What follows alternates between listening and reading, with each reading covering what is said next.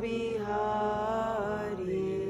Jaya Gopi Jana Vallabha Girivaradhari. Jaya Gopi Jana Vallabha Girivaradhari. Yashodanandana Braja Jana Ranjana. Yashodanandana Braja Jana Ranjana. Yamuna Tira Vanachari. Yamuna Tira Vanachari. Jaya Radha Madhava Kunja Bihari. Jaya Radha Madhava Kunja Bihari. Jaya Radha Madhava Kunja Bihari. Jaya Radha Madhava Kunja Bihari. Jaya Gopi Jana Vallabha Girivaradhari. Jaya Gopi Jana Vallabha Girivaradhari. Yashodanandana Braja Jana Ranjana. Yashodanandana Braja Jana Ranjana.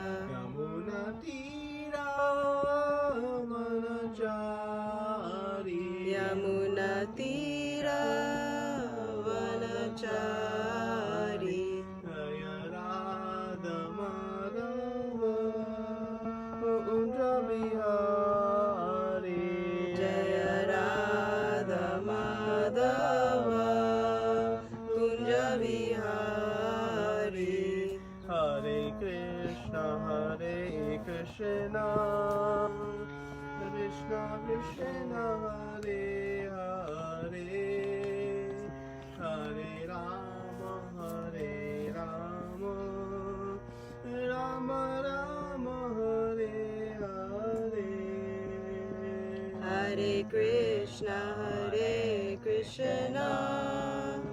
Krishna Krishna Hare Hare Hare Rama Rama Rama Hare Hare. Hare Krishna Krishna Krishna Hare Hare. Hare Rama Rama Rama Hare Hare. Hare Krishna Krishna Krishna Hare Hare Hare Rama Rama Rama Hare Hare. Hare Krishna Krishna Krishna Hare Hare. Hare Rama Rama Rama Hare Hare. Hare Krishna Krishna Krishna Hare Hare. Hare Rama Rama Rama Hare Hare.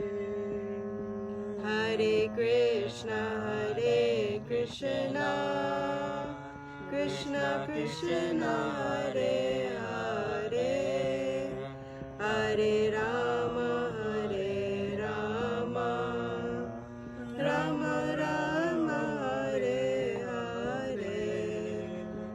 Jaya Radha Kunj Bihari Radha Kunj Bihari Radhe. Jaya Radha Kunj Bihari Radha Kunj Bihari Radhe. Jaya Jagannatha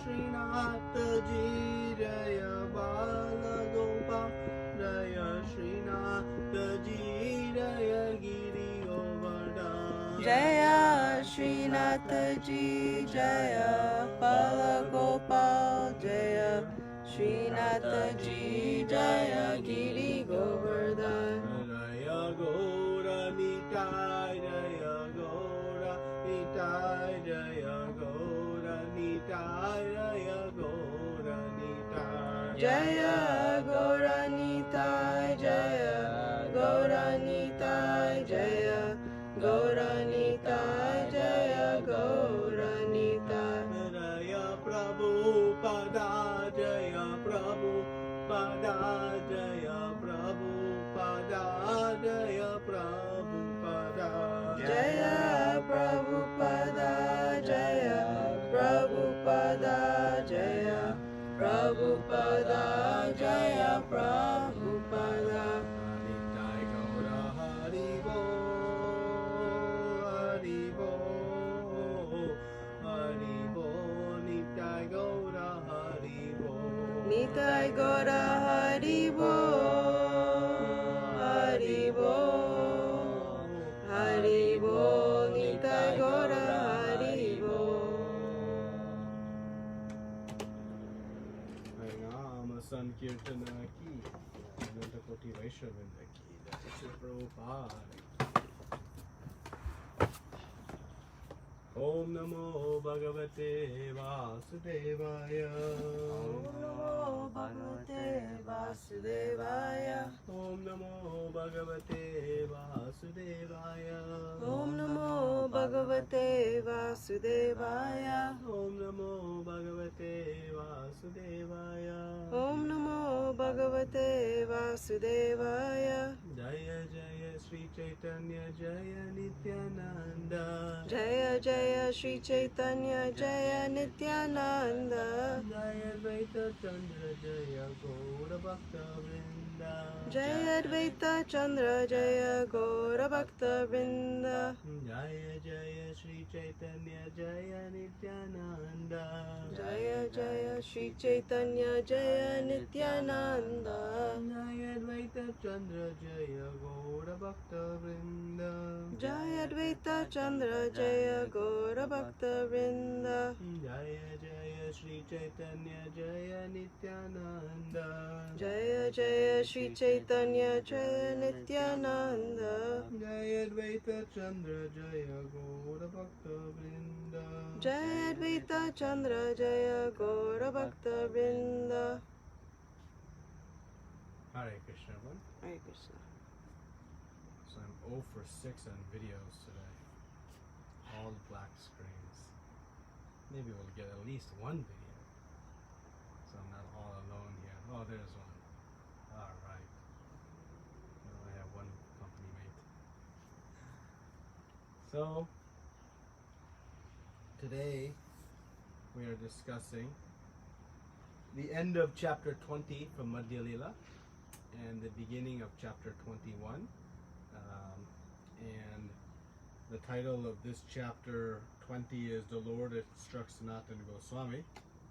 And the title of chapter 21 is The Opulence and Sweetness of Lord Krishna. And that chapter 21 continues Chaitanya Mahaprabhu's instructions to Lord Krishna. To Sanatana Goswami. So, last time we talked about, Chaitanya Mahaprabhu was explaining about all the different avatars of Krishna and how he is the origin of all avatars. Krishnastu Bhagavan Swayam. So there are unlimited avatars. As you cannot count the number of waves in an ocean, you cannot count the number of avatars. But Chaitanya Mahaprabhu began to explain the 6 categories of avatars, and we had the different Vishnu Tattva avatars. We had the Purusha avatars, the Shaktivish avatars, the Manvantara avatars, the Lila avatars, Guna avatars, and so we discussed several of those, and we focused a lot on the Purusha avatars, this Karna Daksha Vishnu, Garbho Daksha Vishnu, and Shira Daksha Vishnu, and how they participate in the process of creation and how elaborately the process of creation is explained. It is not left for us to try to speculate, but actually we can understand that everything is done with such extraordinary scientific precision under the supreme control of Lord Krishna. And so we discussed how these different avatars expand from Krishna to Balaram is the first expansion, and then from Lord Balaram we have the quadruple expansion, Lord Narayan, then the second quadruple, and so on, and we had this sequential, very detailed and systematic explanation. So we put in context all the different avatars, and Chaitanya Mahaprabhu left off with discussing, was approaching the discussion of the Shaktavesha avatars, but it was just concluding the avatars in each of the different eras. So today we'll talk a little bit about the glories of Kali Yuga. Now that may sound like an unusual statement. What is so glorious about Kali Yuga? It is the age of coral. But we'll see, actually, it is quite glorious, and we're extraordinarily fortunate to be in this age of Kali. Then we'll discuss some systematic evidence of Chaitanya Mahaprabhu as being the anointed or the incarnation of Kali Yuga. And Sanatana Goswami asks a question very cleverly, and Chaitanya Mahaprabhu said, "Don't trick me, don't play tricks on me." So I gave some hints of this last time, this very sweet question Sanatana Goswami asks. So we'll talk about that. We'll talk about Lord Krishna's pastimes and how they are Nitya Lila. They are eternally going on. And there's quite an extraordinary understanding of how extraordinary his pastimes are. And then we'll begin chapter 21, and we'll talk about the inconceivable potencies of Krishna and how Chaitanya Mahaprabhu gives a very nice pastime to explain that in the form of discussing Lord Brahma stealing the cow herd boys and calves in that pastime. So we'll discuss that today, and we'll see how much detail we can get into that pastime. So it is raining above us, so maybe that's a good sign. So we'll discuss today, we'll read verse 352 from Madhya Lila, and the verse reads, Prabhu kahe anya avatara shastra dwara jani kali te avatara taiche shastra vakya mani. Translation. Sri Chaitanya Mahaprabhu replied, as in the other ages an incarnation is accepted according to the direction of Shastras, in this age of Kali an incarnation of God should be accepted in that way. A purport by His Divine Grace A.C. Bhaktivedanta Swami Srila Prabhupada. Srila Prabhupada ki Jai. According to Sri Chaitanya Mahaprabhu, this is the way an incarnation should be accepted. Srila Narottam Das Thakur says, Sadhu Shastra Guru Vakya Chitate Kariya Aikya. One should accept a thing as genuine by studying the words of saintly people, the spiritual master, and the Shastra. The actual center is the Shastra, the revealed scripture. If a spiritual master does not speak according to the revealed scripture, he is not to be accepted. Similarly, if a saintly person does not speak according to the Shastra, he is not a saintly person.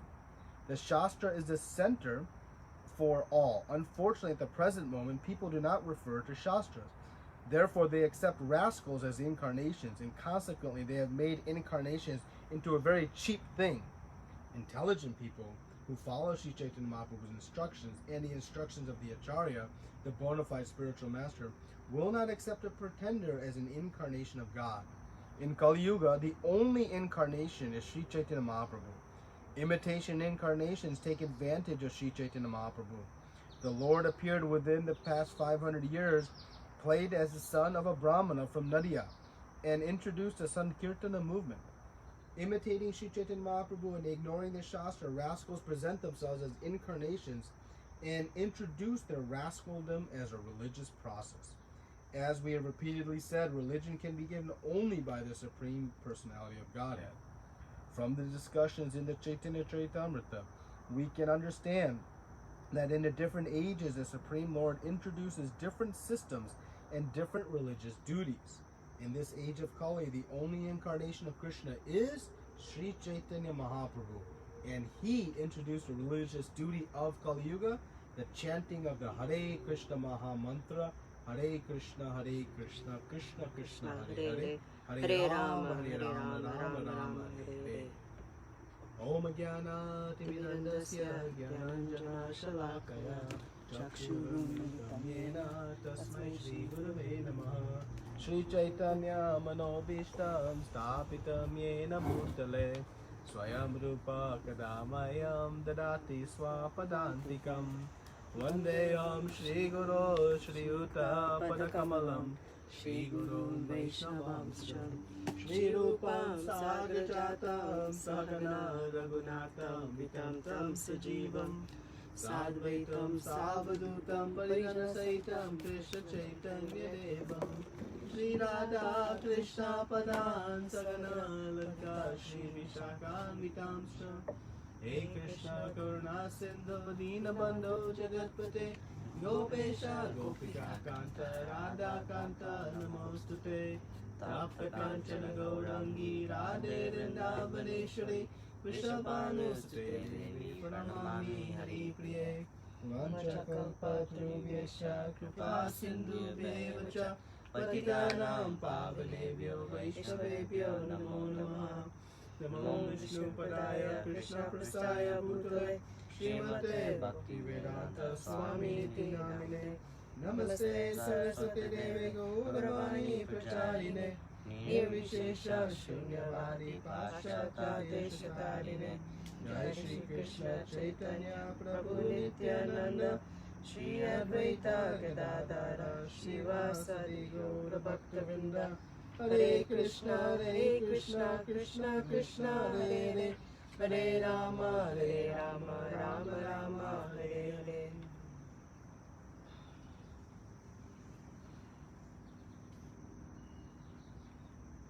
Okay, so now we'll pick up in discussing the Yuga avatars. And Chaitanya Mahaprabhu is explaining to Sanatana Goswami the Yuga avatars. So he explained in Satyuga we have the white incarnation, in Treta Yuga red incarnation, in Dwapara Yuga the blackish incarnation, and in Kali Yuga the golden or yellow incarnation. So, and Chaitanya Mahaprabhu is explaining that in each Yuga there is a particular Yuga Dharma, religious duty to perform. In Satyuga there was great meditation. In Treta Yuga, yajna, fire sacrifices. In Dwapara Yuga, elaborate deity worship. So now we get some very interesting commentary that Chaitanya Mahaprabhu is making on Kali Yuga. He says that by this mantra, the people worship Lord Krishna in Dwapara Yuga. In Kali Yuga, the occupational duty of people is to chant congregationally the holy name of Krishna. So now, he says, in this age of Kali, Krishna assumes a golden color and accompanied by his personal devotees introduces Harinama Sankirtana by chanting the Hare Krishna mantra. By this process, he delivers love for Krishna to the general populace. Lord Krishna, the son of Danda Maharaj, personally introduces the occupational duty of the age of Kali. He personally chants in ecstatic love, and thus the entire world chants congregationally. So here we see that the Lord, son of Nanda, who is the son of Nanda? Krishna. Says he personally introduces the occupational duty of the age of Kali, and that he shows how to chant and dance in ecstatic love. So this is the, very wonderful gift that we have in this Kali Yuga. And we sometimes talk about it being in the age of quarrel and so much difficulty. But actually Chaitanya Mahaprabhu goes on to glorify Kali Yuga. So here is his commentary. Of course, he is speaking and he is the incarnation.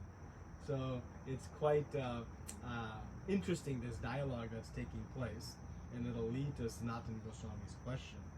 But he says, in the age, he quotes the verse from Srimad Bhagavatam, this very famous verse, Krishna Varnam Tusha Krishnam Sango Panga Satarshadam. So he says, in this age of Kali, intelligent persons perform congregational chanting to worship the incarnation of Godhead, who constantly sings the name of Krishna. Although his complexion is not blackish, he is Krishna himself. He is accompanied by his associates, servants, weapons, and confidential companions. So in Srimad Bhagavatam, in the 11th canto, and this is the conversation between the Nava Yogendras and King Nimi. This is given that how Krishna will come in this Kali Yuga.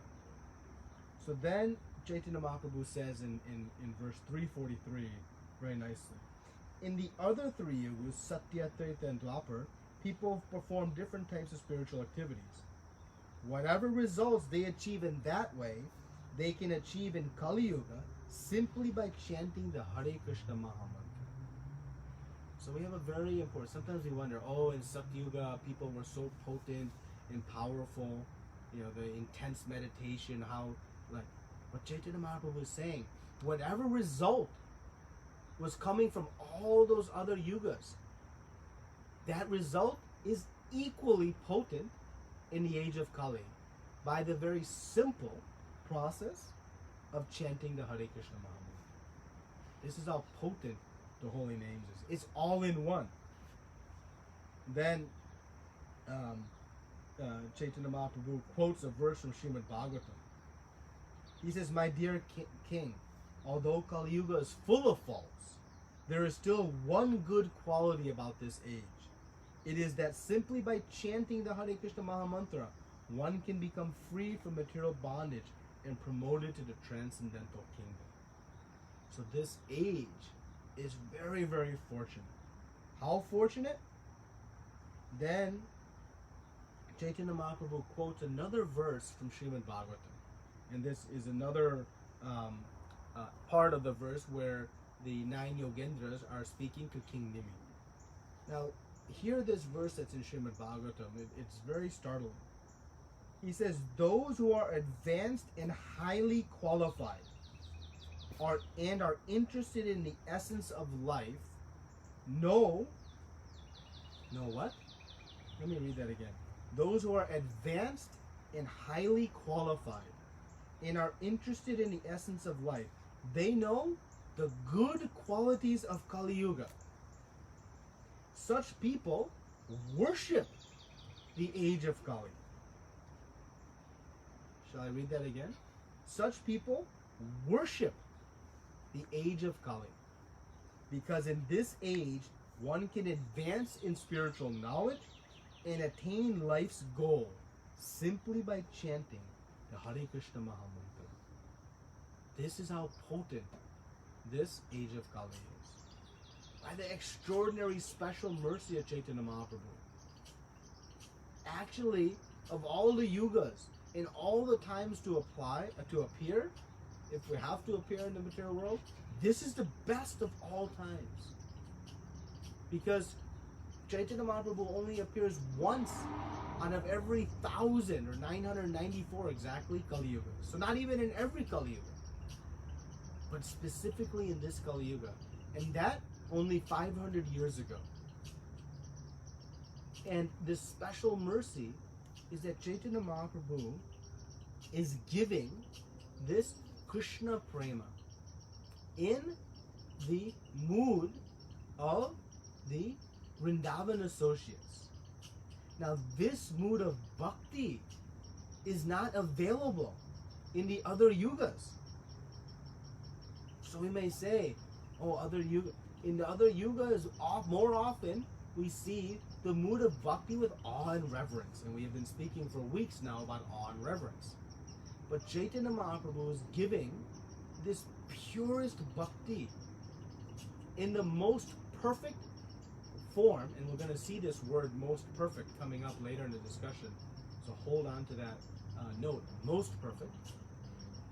And he's giving it by the simple process of chanting Hare Krishna, Krishna Krishna, Hare Rama, Hare Rama, Rama Rama, Hare Hare. So we should never have any doubt from this point forward that this Kali Yuga is most glorious For this reason, the mercy of Chaitanya Mahaprabhu is alive amidst us. By the mercy of Srila Prabhupada, we have come to know it. And what Chaitanya Mahaprabhu was quoting, those who are advanced and highly qualified, they know the good qualities of Kali Yuga. So yes, there is so much turmoil and difficulty in the Kali Yuga, but these holy names are so powerful, it overshadows all of the other poor qualities. And this is the chanting of the holy names and the mercy of Chaitanya Mahaprabhu. So now this continues, and Sanatana Goswami now asks a very sweet, he says, I'm very insignificant and I'm very, unlearned. And he says, how can I understand who is the incarnation for this age of Kali? Now, who is he speaking to? Chaitanya. He is speaking to the incarnation of the age of Kali. And he wants Chaitanya Mahaprabhu to say, I am the incarnation. He wants Chaitanya Mahaprabhu to establish, without a doubt, who is in. Chaitanya Mahaprabhu has commented on it from Shastra. He has been quoting Srimad Bhagavatam. He is quoting Shastra to establish the different Yuga avatars. But Sanatana Goswami now is prying, and he wants him to answer this question. So, how does Chaitanya Mahaprabhu reply? He replies in verse 352. Shri Chaitanya Mahaprabhu replied, as in other ages, an incarnation is accepted according to the direction of the Shastras. And in this age of Kali, an incarnation of God should be accepted in that way. So this is the verse we read. And Chaitanya Mahaprabhu was saying that an incarnation is not self-declared. It is declared in Shastra. And so we have this check and balance system in our spiritual practice. Guru, Sadhu, Shastra. And all three must align. But the center point, as Srila Prabhupada points out in the purport, is Shastra. So the Guru must speak from Shastra. The saintly person, the Sadhu, must also speak from Shastra. The Guru follows the prior Acharyas who are speaking on Shastra.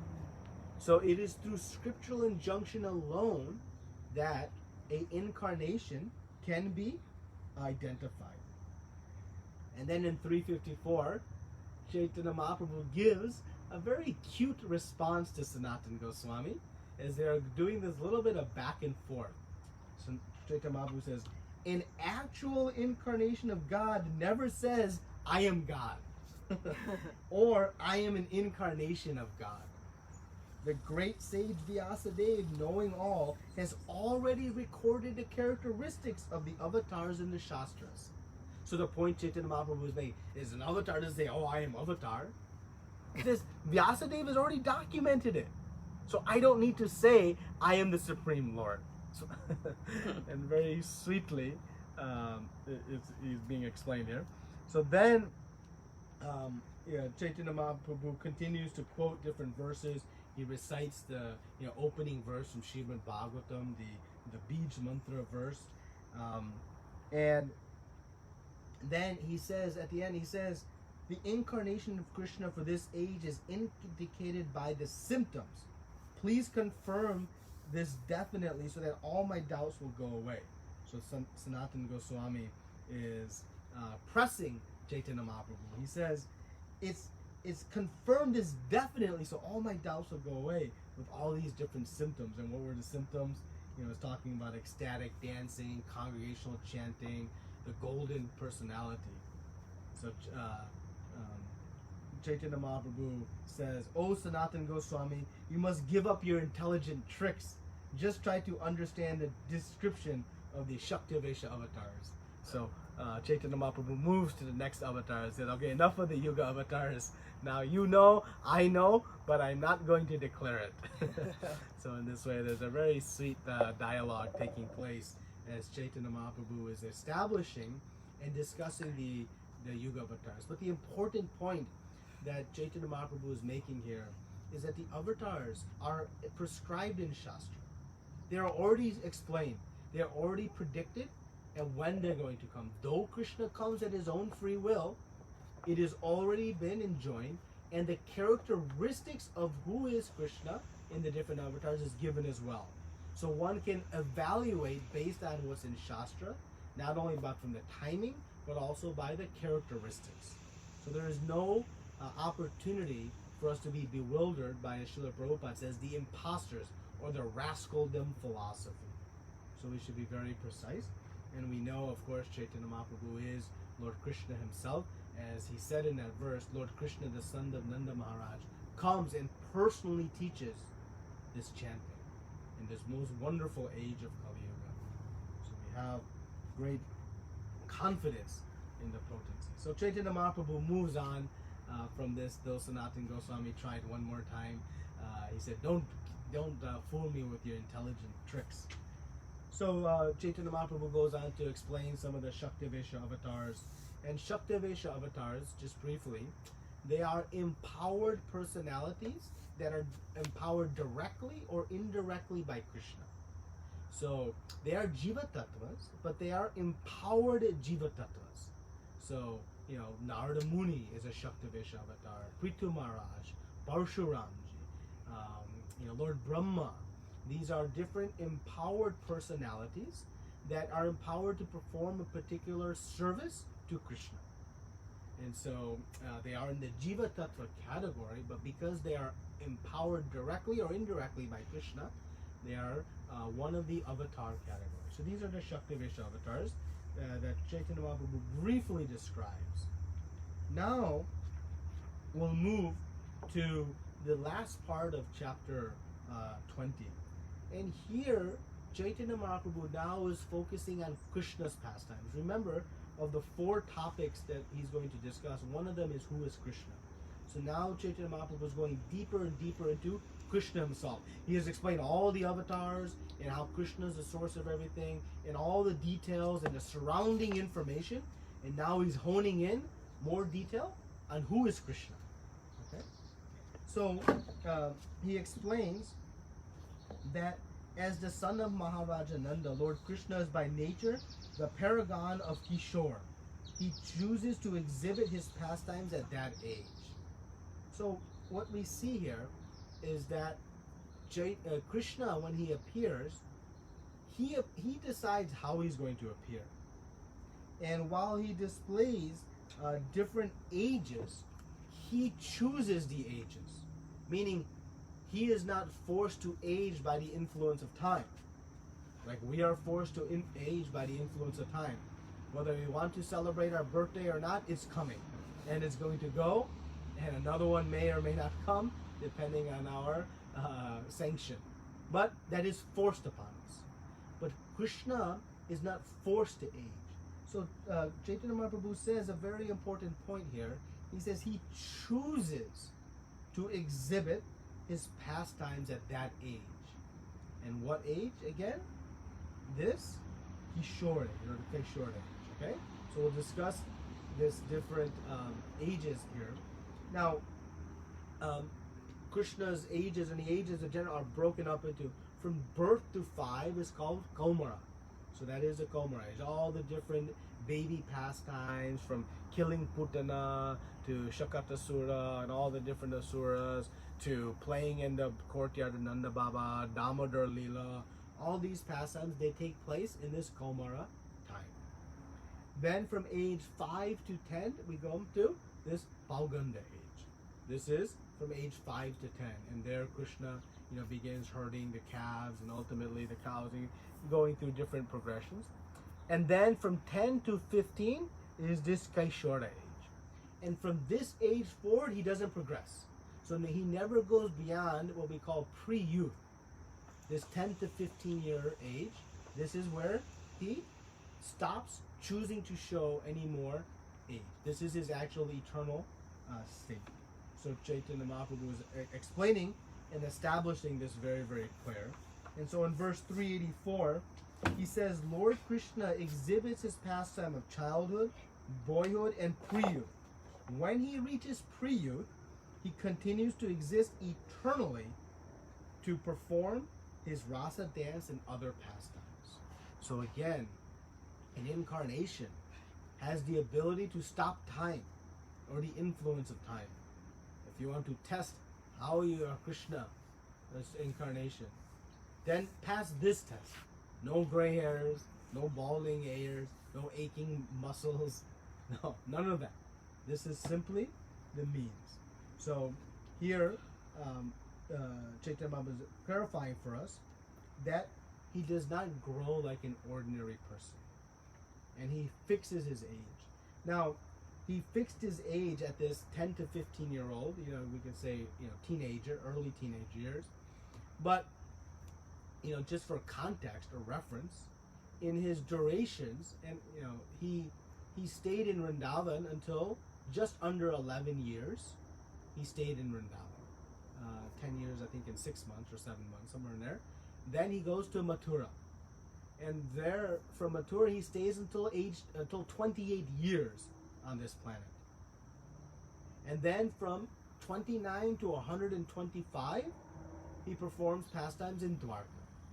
So this, 125 total years, and this is the duration. So just over 10 years, or just under 11 years in Vrindavan. From there until 28 in Mathura, and from there forward in Dwarka. So when he's speaking Bhagavad Gita, he's over 100 years old. Yet, what is his appearance?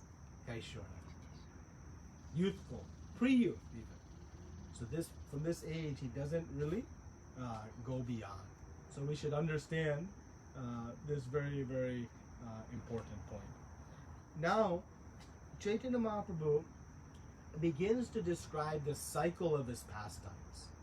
And this is a very important concept for us to understand, also very tricky and very difficult for us to understand. Prabhupada in the purport to 397 says, Srila Bhakti Siddhanta Saraswati Thakur elucidates the complicated explanation of Krishna's pastimes. But thankfully, Srila Prabhupada is here to our rescue.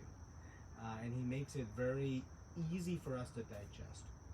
So what we have to understand is that Krishna's pastimes are eternally being performed.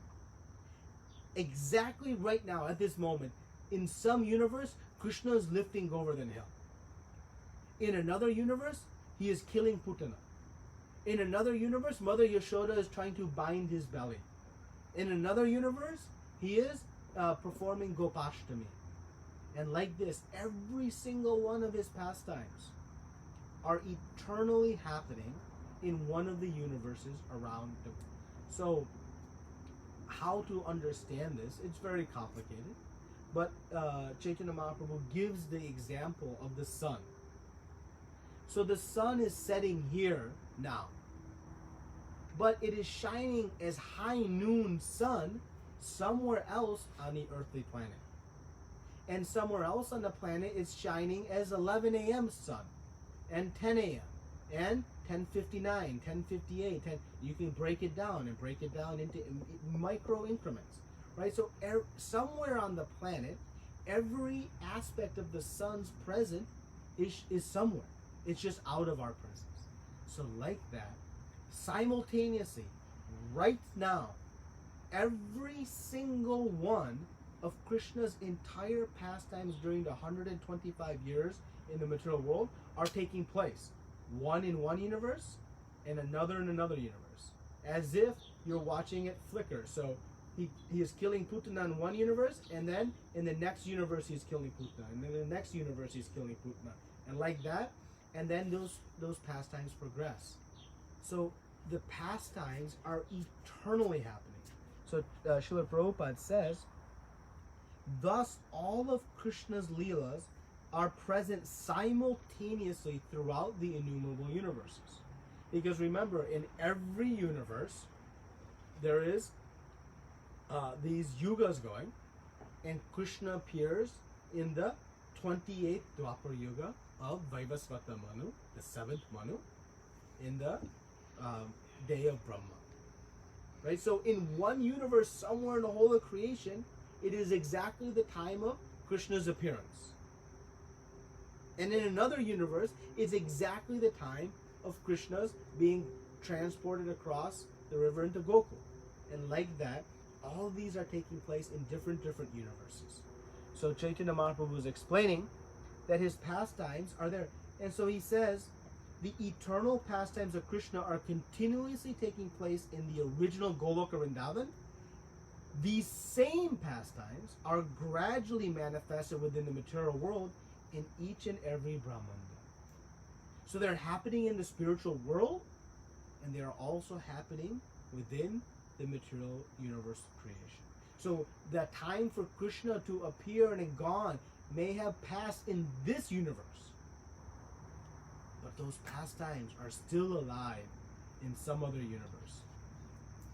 And so in the purport to this verse, we see a very nice statement that Prabhupada talks about, and Vishnu Chakravarti Thakur has commented, that when one perfects, completes their, we are sadhakas, attempting to purify through sadhana.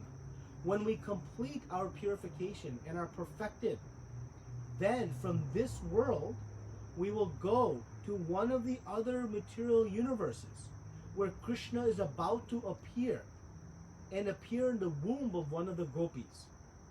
And then we will take birth in Vrindavan, Bhumi Vrindavan, and participate in Krishna's pastimes. And from there, then, we'll go back to the eternal spiritual world. And Srila Prabhupada writes in Srimad Bhagavatam that this is in some way a training for us. It is like a final dry run. Of course, one is already perfected themselves, but it's like the first run, first trial in perfection. So we participate in the Leelas. And so Prabhupada gives this beautiful commentary at the end of the purport in 397 about how the devotee takes his birth in the womb of a gopi in one of the material worlds, because when Krishna comes, he sends all of his associates ahead to manifest the residence of Vrindavan. And so this is how the living entity progresses from the sadhaka stage, the purified stage, ultimately back to the spiritual world. So Chaitanya Mahaprabhu is giving us nice clarity on this. Now, we come to the final point from this chapter, which is a little bit difficult for us to digest. And because our material mind is always thinking in gradations and unable to think of everything in absolute terms, we struggle with this concept.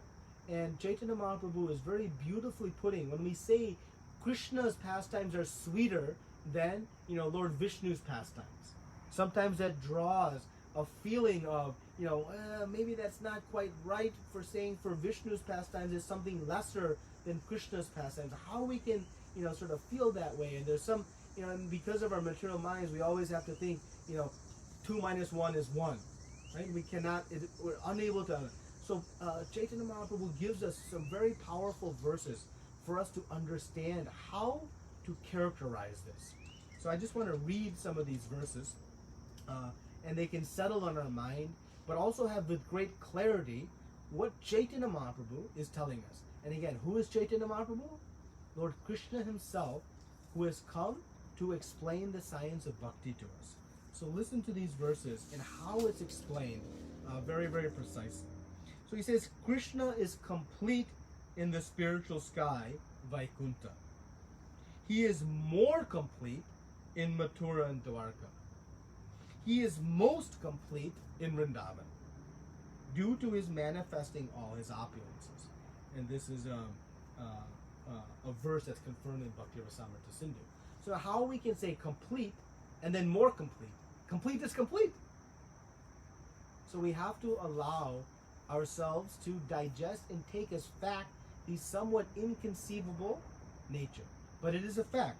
Complete in the spiritual sky Vaikuntha, more complete in Dwarka and Mathura, and most complete in Vrindavan. Why? Due to manifesting all his opulence. And then Chaitanya Mahaprabhu gives more detail. This is stated in the dramatic literatures as perfect, more perfect, and most perfect.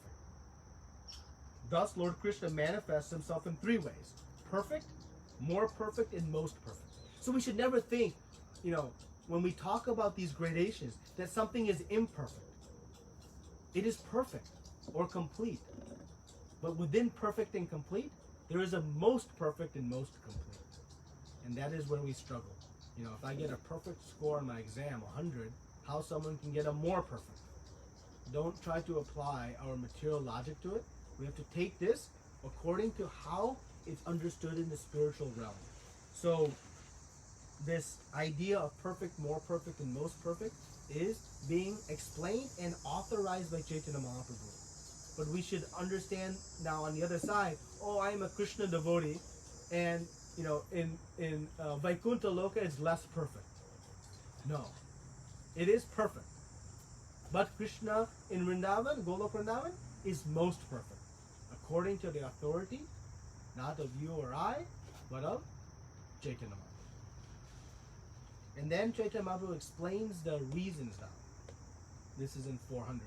When the Supreme Personality of Godhead does not manifest all his transcendental qualities, he is called complete. That's hard to understand. When all the qualities are manifested, but not fully, he is called more complete. When he manifests all his qualities in fullness, he is called most complete. This is the version of all learned scholars in the devotional science. So what makes it complete, more complete, and most complete is the extent of the transcendental qualities that are being displayed. So it is not just some arbitrary discretion or arbitrary categorization. It's based on the qualities that are being shown. And of course, we know Krishna displays 64 categories of qualities, Lord Vishnu 60, and so on. Okay? Then Chaitanya Mahaprabhu says, just concluding this section, the most complete qualities of Krishna are manifested within Vrindavan, and his complete and more complete qualities are manifest in Dwarka and Mathura. Lord Krishna is the most complete Supreme Personality of Godhead in Vrindavan. Elsewhere, all his expansions are either complete or more complete. So verse 402 is the conclusive statement Chaitanya Mahaprabhu is making. I'll read it again. Lord Krishna is the most complete Supreme Personality of Godhead in Vrindavan. Elsewhere, all, and he uses the word all, not some, elsewhere, all his expansions are either complete or more complete. Do we completely understand this? This is the important aspect. So all the different expansions, they are complete, but they're not as most complete as Krishna. And so we have to try to hold those two in parallel and accept it as fact. So when we speak about Krishna Bhakti and Vrindavan Madhya Lila, this is the statements from Krishna himself, establishing where he is most complete. Of course, he's already given why this bhakti is most powerful for him, but we'll move on now. So let us conclude now with just a discussion about chapter 21. So the first 25 verses have been read so far. And the title of this chapter is The Opulence and Sweetness of Lord Krishna. Who wants to hear about the sweetness of Lord Krishna? What a beautiful title. What a beautiful title. So, Chaitanya Mahaprabhu now, having explained the Nitya Lila aspect of his pastimes, of Krishna, is going into another aspect of Krishna, explaining who he is. Right? So all the incarnations, now the pastimes of Krishna, and now we're getting into the potency and ultimately the qualities of Krishna. So, Chaitanya Mahaprabhu begins to talk about how all the transcendental forms of the Lord, all these different incarnations, they're present in the spiritual sky. And they each have a presence in one of these Vaikuntha planets. And you cannot understand the dimensions of these Vaikuntha planets. They're huge and gigantic. They're very large, and all the inhabitants have these very wonderful qualities. And they're unlimited number of these Vaikuntha planets, and in each is a incarnation of Krishna, is a presiding deity within these planets. And then Chaitanya Mahaprabhu explains that the whole shape of the spiritual sky, it is like a lotus, and all the petals around the middle of the lotus are where all the Vaikuntha planets reside. And in the middle, the whorl of the lotus is Goloka Vrindavan, where Krishna resides. So this detail, Chaitanya Mahaprabhu is explaining. And again, in the interest of time, we don't have time to read it all, but please read these verses. They're very, very descriptive of some things we wonder about. What is the spiritual world like and whatnot. So then Chaitanya Mahaprabhu begins to explain how even, these Vaikuntha lokas are full of bliss and opulence, and, even Lord Brahma and Lord Shiva cannot understand the scope, the dimensions of the spiritual sky. And he quotes several verses from Srimad Bhagavatam. And then he says, the spiritual qualities of Krishna are also unlimited. So remember, what defines complete, more complete, most complete, or perfect, more perfect, and most perfect are the qualities. So the qualities of Krishna are unlimited. Great persons like Lord Brahma, Lord Shiva, and the four Kumaras cannot estimate the spiritual qualities of the Lord. And then Chaitanya Mahaprabhu quotes a very wonderful verse from Srimad Bhagavatam that Lord Brahma makes this prayer. Hear this. Lord Brahma says, in time, great scientists may be able to count all the atoms of the universe, all the stars and planets in the sky, and all the particles of snow. But among them, who can count the unlimited transcendental qualities of the Supreme Personality of Godhead? He descends on the surface of the globe for the benefit of all living entities. So saying, you may be able to count the atoms in the universe, the particles of snow, the planets in the sky, but you'll never be able to count the qualities of Krishna. And several other verses are quoted, and Chaitanya Mahaprabhu speaks about how Anantadev with his thousands of hoods is talking about Krishna's qualities since time immemorial, and he's not even getting to the a fraction of them. And so many verses are explained here. And then Chaitanya Mahaprabhu makes a comment, because when we say these qualities are innumerable, they're like beyond our ability to count, we still can't contextualize it. We can't understand it. So Chaitanya Mahaprabhu is going to give us a pastime to help us understand how vast Krishna's potencies are, and how difficult they are to understand for even the highest personalities. And the conclusion is that it will cleanse our mind of all the impurities. So Chaitanya Mahaprabhu says, at Vrindavan, the Lord immediately created all material and spiritual planets in one moment. Indeed, all of them were created with the predominating deities. Now listen in verse 18. We do not hear of such wonderful things anywhere else. Simply by hearing of those incidents, one's consciousness is agitated and cleansed. How many of us want to cleanse our consciousness? This is the means.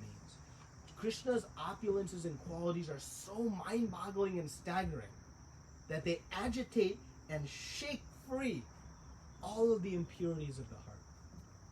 So what is Chaitanya Mahaprabhu referring to when he says at Vrindavan the Lord immediately created all the material and spiritual planets? So here he is explaining a pastime to show just a glimmer. What Brahma will say ultimately, just even a drop in the ocean of his abilities. So here, how vast Krishna's abilities are. It is 8:56. If we can spend maybe 10 more minutes on this pastime, if that's okay, to discuss, just to bring to life this inconceivable nature of Krishna's qualities. So Chaitanya Mahaprabhu is introducing this pastime of this Brahma Vimohan Lila, where we know that Lord Brahma stole, we can say, the cowherd boys and calves. So let's rewind the clock a little bit and get some background on this pastime. This is explained very beautifully in Srimad Bhagavatam. And so when Krishna had killed Aghasura, Lord Brahma and the demigods were observing from the spiritual sky this pastime, and they were, in awe of this, Krishna's potency and power. And after that pastime, Krishna, along with the cowherd boys, they go to the banks of the river. And here, they are having one of their famous pastimes of having lunch. And Krishna has seated himself in the middle of all the boys. And all the boys are seated around him. And as we know, in Govardhan Lila, in Rasa Lila, in Rath Yatra, Lord Jagannath Rath Yatra of Chaitanya Mahaprabhu, Krishna performs a very sweet reciprocation with his devotees. While Krishna was seated in the middle, in all the boys around, every boy had a face-to-face view of Krishna. Now how that happens is inconceivable. Because of course, if you're in a circle, someone will be on the side, someone will be on the front, someone will be on the back. But in this case, all the boys were being reciprocated by Krishna directly. And in this pastime, Krishna is enjoying his lunch with the cowherd boys in a very intimate way. And they're exchanging each other's lunches. They're opening their lunch box, and oh, my mother gave me this nice sweet ball. Try it, Krishna, after they had already taken a bite. And Lord Brahma is watching this and thinking, huh? This is the Supreme Personality of Godhead, and he's eating, contaminated foodstuffs that somebody else has eaten, and they're sharing like this. And our acharyas comment that the one thing that really got Lord Brahma, and in Srimad Bhagavatam, the verse says that Krishna is holding a ball of yogurt rice mixed with fruits, but he's holding it in his left hand. Now we know, what hand do we eat with? Right hand. And Lord Brahma is thinking how he can transgress the most basic of principles. In his left hand, and not only left hand, you can imagine young boy, he's cutely holding it, and the rice is like seeping through his fingers.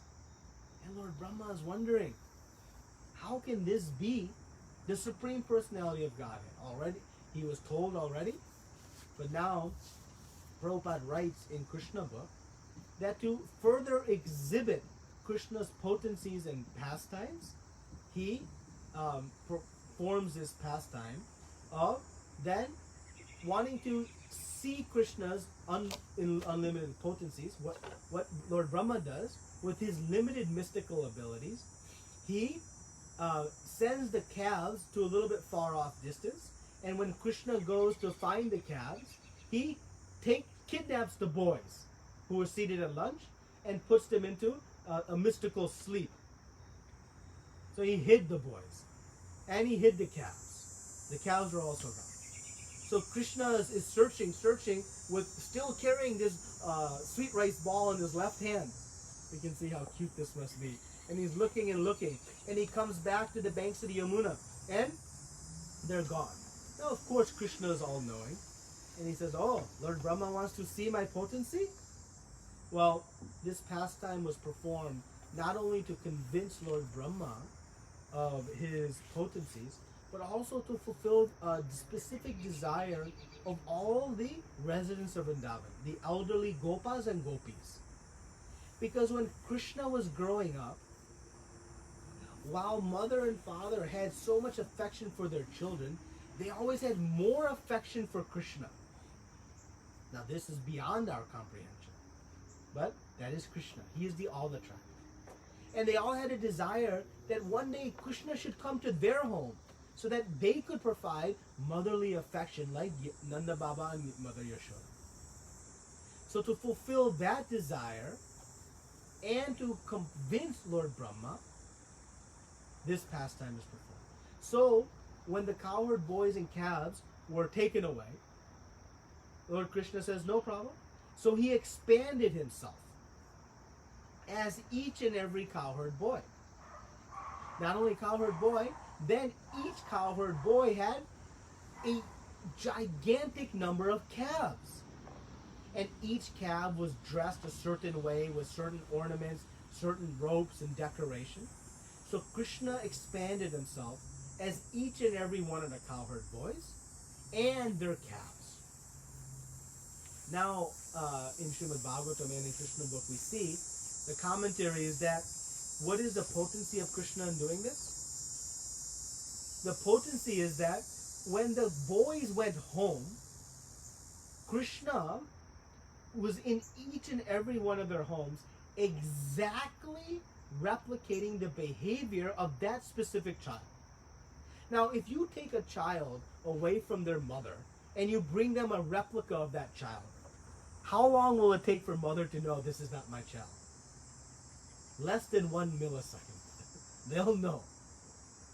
But Krishna was so perfectly able by his mystical opulences that in each home he was reciprocating with mother and father like that child would. And the calves were reciprocating with their cows in the exact same way. So simultaneously, he was present in all of the homes of Vraj. And this went on for 1 full year. And the mothers and fathers were just perplexed that their love for their children was increasing so much. And why was it increasing? Because Krishna was in their home. Their children were, now actually it's not even their children, but that's a separate minor point. But the point is Krishna was so mystically capable that he could replicate all the cowherd boys and calves. Now, a few days before the 1-year anniversary of this event, it said 5 or 6 days in Srimad Bhagavatam, Lord Balaram. So now Lord Balaram was not present at this pastime because this pastime takes place on what day? On Balaram Jayanti. So very appropriate we are discussing this now because Balaram Jayanti is coming up in 2 weeks. And this pastime of Brahma stealing the cowherds, the calves and cowherd boys took place on Balaram Jayanti. So because of that, Balaram was celebrating his birthday with Mother Rohini. So Krishna was alone with the cowherd boys.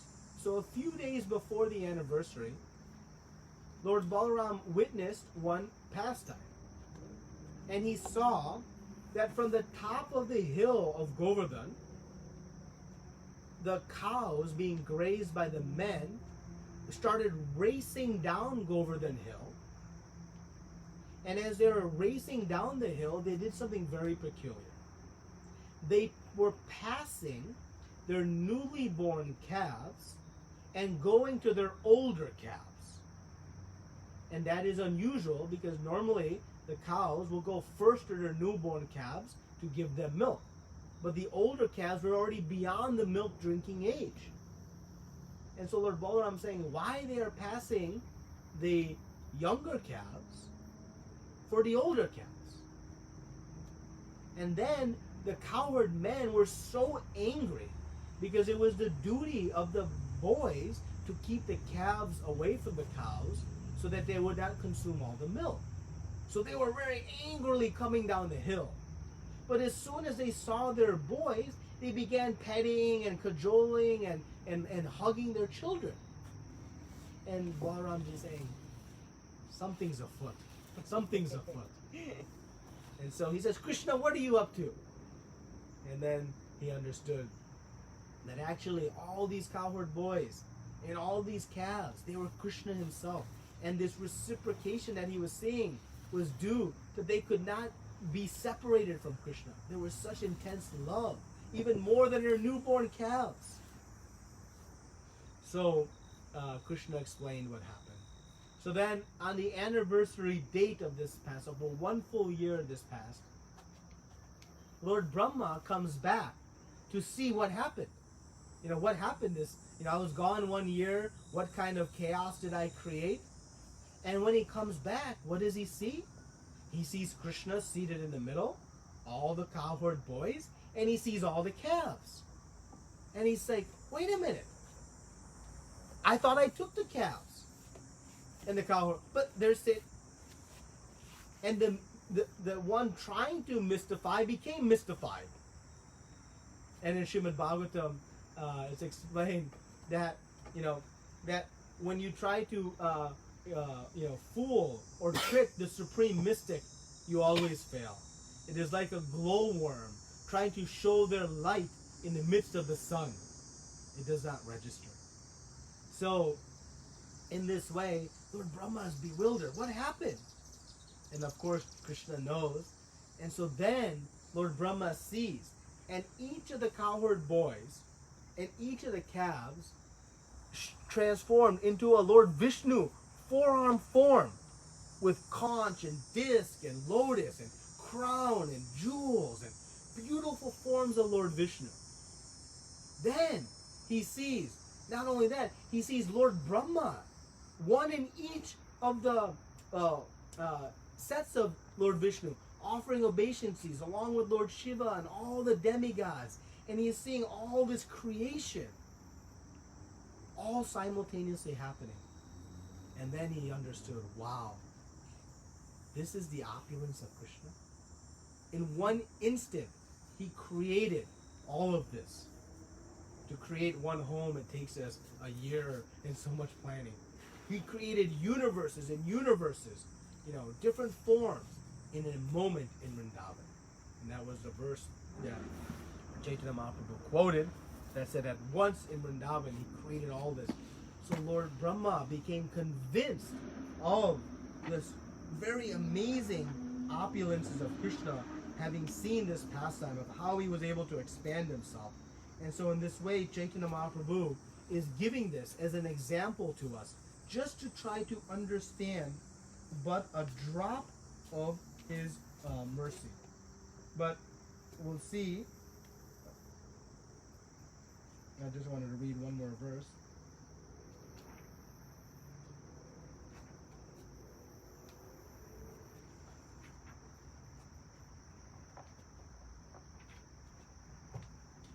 Lord Brahma says in conclusion, "My Lord, your opulence is like an unlimited ocean of nectar, and it is verbally and mentally impossible for me to realize even a drop of that ocean." So that is the unbelievable qualities of Lord Krishna. Srila Prabhupada ki jai, Ananta Koti Vaishnavrinda ki jai. Any questions or comments, discussion?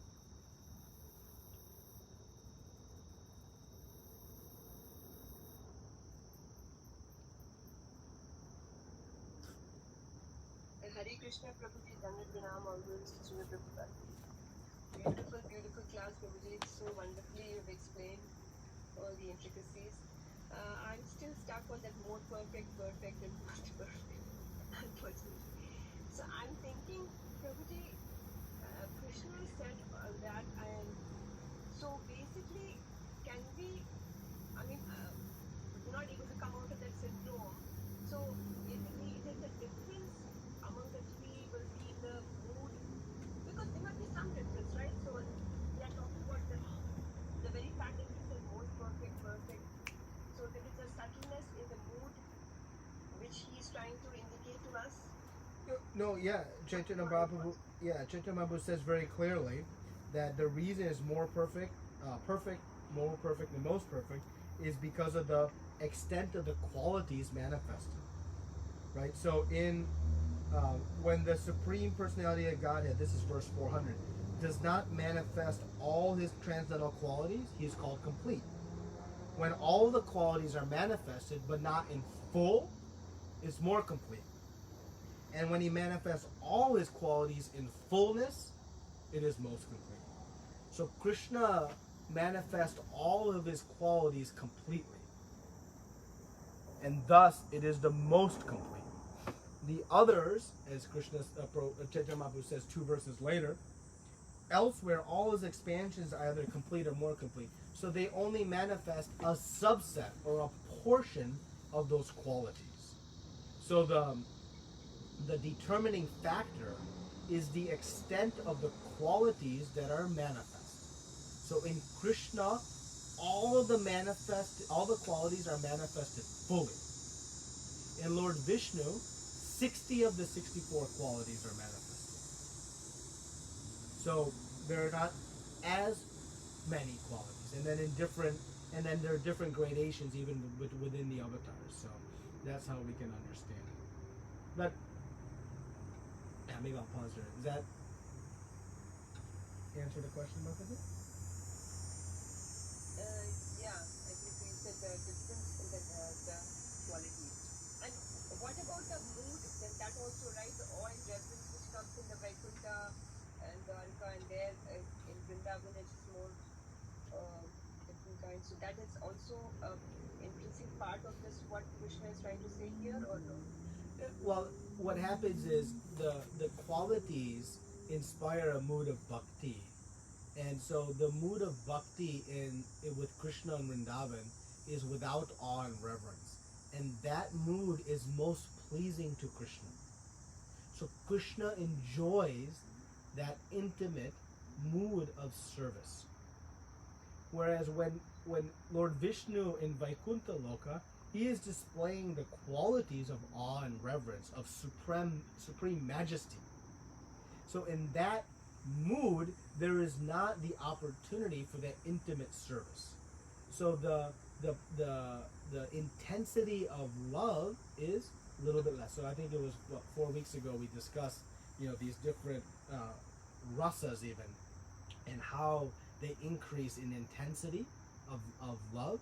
So the same thing, when there is awe and reverence, there is a lesser, all within the realm of perfect, but lesser intensity of love, but all within the realm of perfect. So remember, perfect, more perfect, and most perfect.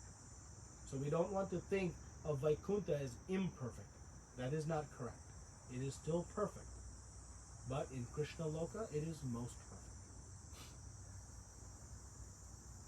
Yes, Prabhuji, thank you so much. Yeah. Hare Krishna. Thank you. Yeah, and it's a little bit difficult to grasp. What we should do is understand the concepts, but it's not possible for us to fully grasp it analytically. Because just like when we say eternal, you can't grasp the word eternal. But we can accept that I'm eternal. But I can't grasp it because I have to say there's some beginning. When did I separate from Krishna? If I'm part and parcel of Krishna, at some point I must have emerged from him. That would imply beginning. But eternal means no beginning. So I just accept I'm eternal and try not to reconcile the beginning aspect. Like that, this aspect, we understand it in the concept, in the construct, and take it as it is on the basis of these qualities and different criteria, and then we can, use it to cleanse our mind, as Chaitanya Mahaprabhu said. Thank you for that nice question. Any other questions or comments?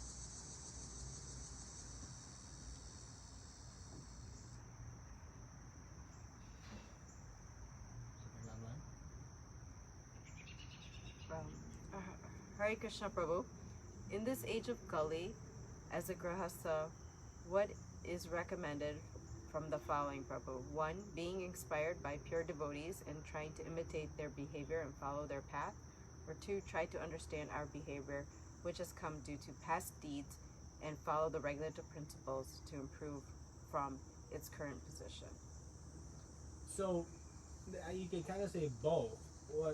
What as a Grahastha, we want to follow the principles of Grahastha ashram as enjoined in Shastra, and according to our nature, begin to apply those principles in a way that is progressively purifying.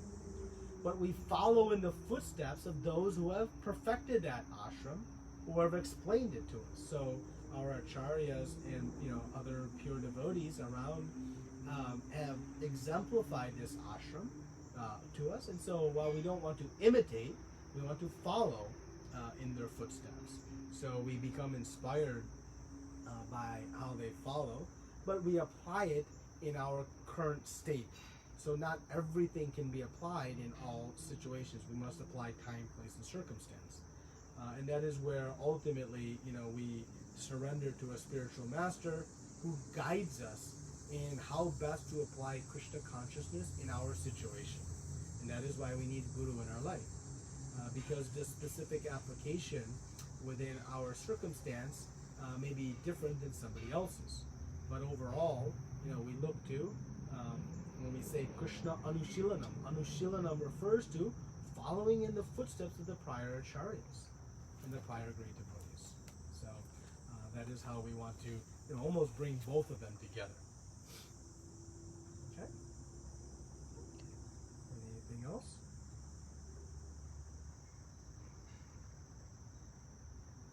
Okay.